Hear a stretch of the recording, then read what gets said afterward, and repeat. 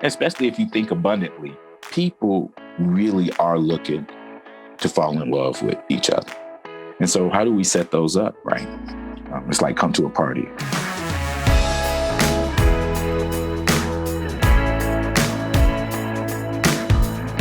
My name is DeAmon Harges. I'm co-founder of The Learning Tree in Indianapolis, Indiana. My role is as the social banker and the roving listener.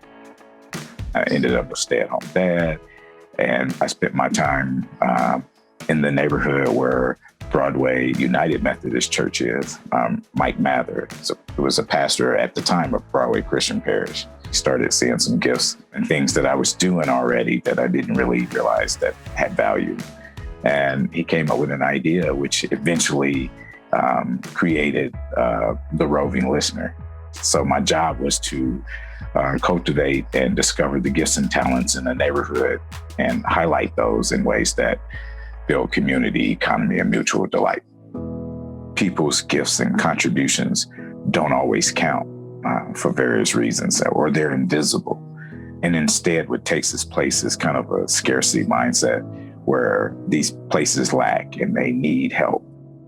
One of the things I started discovering after taking a closer look was that there were flourishing gifts and talents not even being utilized for the better of the whole of Indianapolis. We've always had gardening programs in our neighborhood, but no one ever asks how many gardeners. Going through a neighborhood, we basically just pay attention.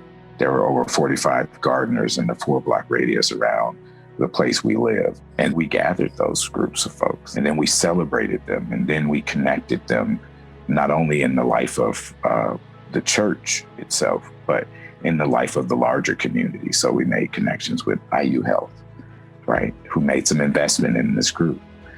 And the group turned around and used their gifts and talents to create a market for the hospital. When we think about people transforming, there are intangible currencies that bind us as humans to be better. One of those is faith. We believe this is how we act. Imagination, sparking and catalyzing people's imagination makes us richer, right? The social capital, that social network, that social fabric. There's privilege in being connected. We talk about tithe in our money, but the other intangible currencies, we can share our relationships. The part I say kidnapping people to fall in love, that's a currency that I use, the relationship, right? Trust. When people trust each other, all the other currencies start to fall in place. Everything has to be tied to, can we break bread together? Can we heal together? Can we introduce our children together with storytelling? How powerful. We talked about the roving listener, but the power behind that was not about who was listening. It was who was doing and how the light was shined on them where it wasn't shined before. I'm using those currencies I just described to finance, right? Not a physical finance, but it ends up amounting to that. So I think that's what I describe myself as, a social banker. Going through a neighborhood, we discover new things. So like because of gentrification, there is a lot of development and work, and that leaves a lot of dumping.